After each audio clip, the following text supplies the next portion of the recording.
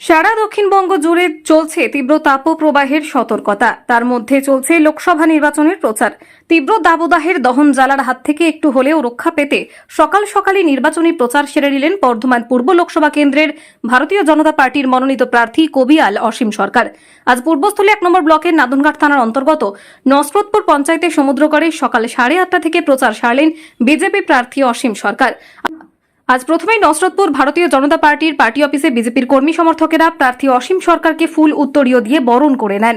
এরপর তিনি দলীয় কর্মী সমর্থকদের নিয়ে সেখান থেকে পায়ে হেঁটে সমুদ্রগড় গণেশচন্দ্র তাঁতকাপড় হাটে গিয়ে জনসংযোগ করেন।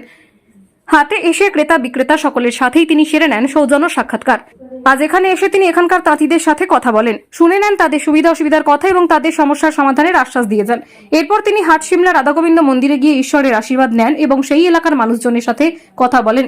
আজ এখানে এসে তিনি বিরোধীদের প্রসঙ্গ টেনে বলেন, রাজ্যে চোরেদের সরকার চলছে এবং সেটা মানুষ বুঝে গেছে।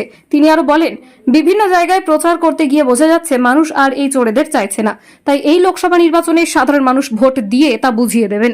সৈয়দ আবু জাফরের রিপোর্ট, SN বাংলা।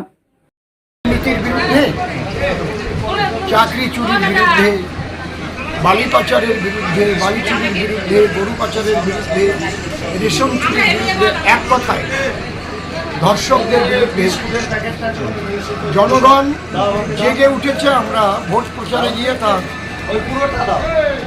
সুন্দরভাবে তার একটা উচ্ছ্বাস আমরা দেখতে পাচ্ছি এবং জনগণের এটা হওয়া উচিত। যে কোনো রাজনৈতিক দল যদি দুর্নীতিগ্রস্ত হয়, জনগণ তাদের আর সুযোগ দেওয়া উচিত না বলে আমি মনে করি। এই বিবেক যতক্ষণ না জাগবে ততক্ষণ জনগণের কিন্তু প্রকৃত উন্নয়ন হবে না।